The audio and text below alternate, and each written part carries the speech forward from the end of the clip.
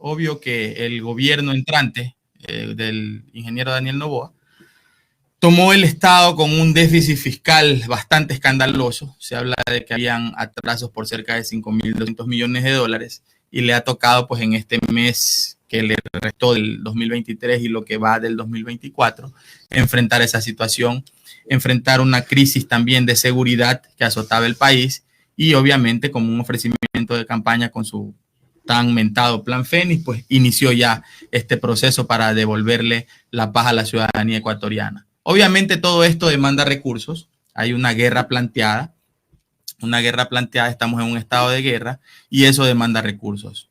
La falta de liquidez en la caja fiscal pues le exige a él buscar alternativas de financiamiento para este conflicto y para todos los demás problemas que tiene en términos de gobernanza y de lo que tiene que asistir en términos de economía del país. Lo cierto es que hay mucho problema en este ámbito. Así es, hay mucho problema. Entonces, hoy, contradiciendo lo que él plantaba como candidato de no incrementar impuestos, inclusive de reducirlos, pues se ve abocado a pedirle al país la colaboración, está obligado, un gran acuerdo nacional, así es, e incrementar en 3 puntos porcentuales el IVA. Ahora, el IVA, impuesto al valor agregado, que es el impuesto indirecto de más alta recaudación, eso hay que tenerlo claro. Directo. Y de una velocidad bastante amplia.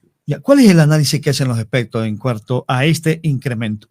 Bueno, ese incremento le daría al Estado en un año fiscal completo aproximadamente 1.300 millones de dólares, con lo que queda, que son ya 11 meses, algo así como 1.070 millones de dólares.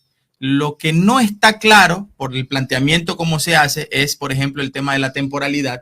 Muchos esperan de que se plantee como un incremento temporal por el conflicto y por toda la problemática que hay, pero no se lo plantea así. Al parecer va a ser una medida que se tome en el largo plazo. Es decir, el gobierno actúa durante estos 14 o 15 meses que le quedan con IVA de 15%, y de ser el caso si se reelige o de ser el caso que llegue otro mandatario, va a tomar el Estado con ese 15%. La gente como que lo mira que sea algo temporal, 6 meses, un año, ¿no? ¿No sería suficiente eso a lo mejor para recuperarlo? No, los problemas estructurales del país son bastante álgidos y yo creo que el comité de crisis en este sentido está actuando de forma correcta. Es el momento de a través de la crisis ver una oportunidad para tomar decisiones relevantes que le permitan al Estado levantar esos ingresos y salir de esa cultura del endeudamiento y de los atrasos, porque ojo, no se dice, ¿no? Pero este problema que tuvimos terminando el 2023 obedece a atrasos en los que se incurrió para poder cumplir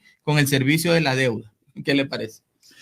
Oiga, sí, son situaciones. A veces el término económico, el economista como que habla que va a ser economía, pero va a decir, este economista nos está diciendo que debemos de pagar más el IVA, pero también son medidas obligadas. O sea, ¿qué hacemos?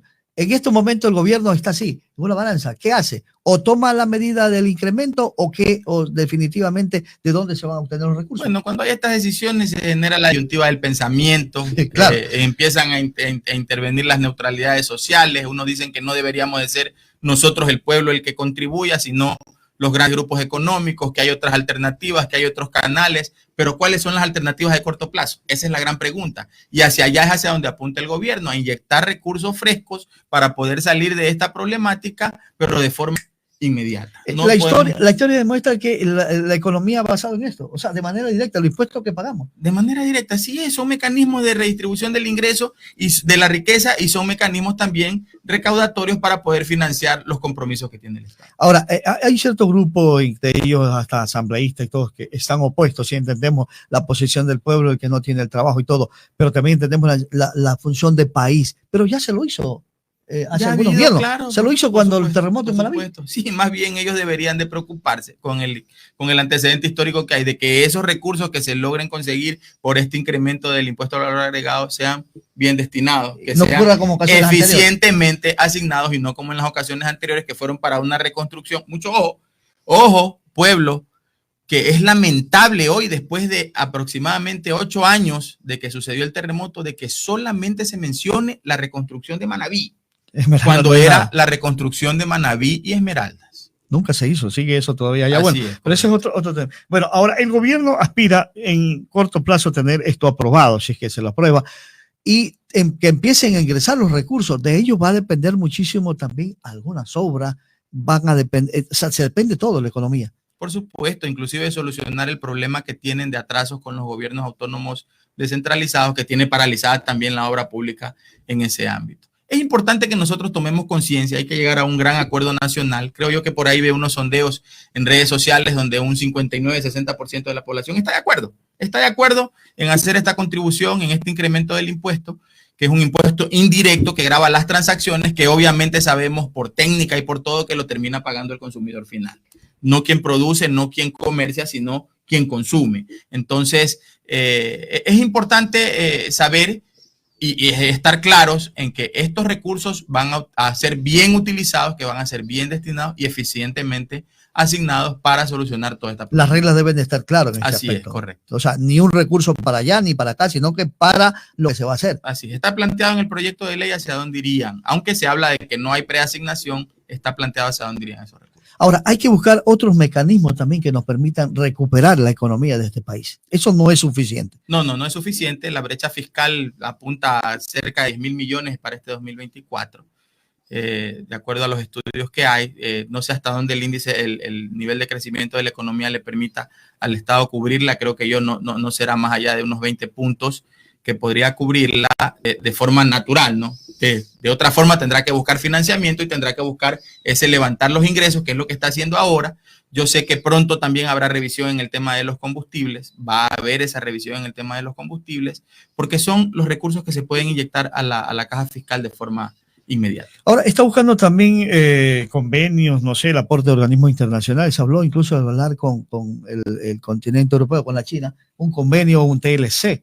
¿Cómo mira usted? ¿Cuál es el punto de vista? Todas esas alternativas son válidas siempre y cuando no se condicione también a la toma de decisiones radicales y de tipo paquetazo para el país, ¿cierto? Por ejemplo, muchos analistas afirman que este incremento del IVA de pasar va a abrir también la puerta para los multilaterales para que puedan entregar financiamiento fresco al Estado. Son una serie de cosas que vienen concatenadas y que el gobierno del ingeniero Noboa está buscando salir de este bache en el que encontró todo este sistema operativo del gobierno. Un bache muy grande, a lo mejor que deben de pasar y que no le va a alcanzar el tiempo que tiene el presidente. Así es, muy corto el tiempo, así es. Pero bueno, deberán de aplicarse otras políticas. La gente dice, tienes que seguirte ajustando, pero también dice, si no hay para la comida, en medio de todo eso, se aplican estas medidas. En todo caso, el gobierno podría compensar todo eso. Bueno, ese es otro aspecto, ¿no? Porque también hay que hacer el análisis de lo que va a suceder con la economía en sí, con lo que arrojaría la evidencia empírica con este incremento, porque no siempre un alza de una tasa es más recaudación. Ojo con eso. Ojo con eso. Y de repente proyectar 1.306 millones puede ser bastante ambicioso cuando no podríamos llegar ni siquiera, diría yo, a unos 700, 800 millones. Un poquito mentiroso. Por el nivel en el que se encuentra la economía, por esa restricción de la demanda agregada y la demanda efectiva, porque no hay plata. Es así de sencillo. Entonces, por ejemplo, una alternativa que no veo que la mencionan, pero que es muy válida, es incrementar el impuesto a la salida de divisas, que ese no toca al ciudadano común, sino que toca a los grandes capitales, que son los que mueven y transan con divisas a nivel internacional. Está en el 3.5%, yo creo que bien podrían también tomar la decisión de volverlo al 5%, eso defiende la oferta monetaria del país, la M2 hace que los dólares no salgan y protege y fortalece la dolarización. Y no pone en riesgo nada de esta operación. Correcto. ¿No se mueve nada? No. Eso no pone en riesgo nada. Simplemente por allí se calcula que se podrían recaudar unos 500, 600 millones de dólares volviendo a la tasa impositiva anterior que era del 5% por salida. Ahora, usted ha dicho algo, si se mejora la situación de la seguridad y todo empieza a producir, el país empieza a generar, eso también puede ser otra alternativa. Claro, por supuesto. Y es que el impulso, si es que existiera un levantamiento del ciclo económico, que es lo que todos esperamos, obviamente, empezar un ascenso en la curva, que la gente empiece a operar, que vuelva a emprender, que vuelva a poner negocios, que vuelva a generar plazas de empleo, ¿cierto? Entonces, todo esto va a hacer que esos 3 puntos porcentuales sean mucho más la recaudación que la que se plantea con el estado de la economía. Una de las cosas que siempre han olvidado los gobiernos es que si hay producción, va a haber, los productos están baratos y se va a dinamizar. Todos los gobiernos, y no sé qué tenga en mente, se han olvidado del sector agrícola. Así es, nadie mira hacia el sector agrícola. Yo creo que es importantísimo ese sector, tecnificarlo, entrar en un proceso de agroindustria en el Ecuador para ir pasando y dando ese salto de ser exportadores de materias primas para exportar ya con valor agregado, ¿cierto? Ese es un sueño que hemos tenido hace mucho tiempo, a finales de los 70, el programa de sustitución de importaciones, algo que no dio resultado. Sin embargo, el Ecuador sigue hoy por hoy siendo un exportador de materias primas y nos regresan esas materias primas ya con valor agregado encarecido para que nosotros consumamos. Finalmente, ¿cuál es el mensaje que usted le deja al pueblo ecuatoriano, al pueblo esmeraldeño, en términos económicos? Bueno, hay que mantener la calma, no podemos perder la fe. La economía es muy dinámica. Si las decisiones que se están tomando en percepción de la población generan confianza, hoy por hoy hay un ámbito de cierta paz aquí en la ciudad, por ejemplo. Se están retomando algunas actividades que estaban bastante complicadas. Entonces, vamos para adelante, hay que arrimar el hombro, creo yo que es así, tenemos un compromiso con la ciudad, con la provincia, con el país, y yo creo que hay que seguir apoyando todas estas propuestas siempre y cuando sean bien destinadas y direccionadas y que sean en beneficio del común. Muchas gracias, economista. A usted.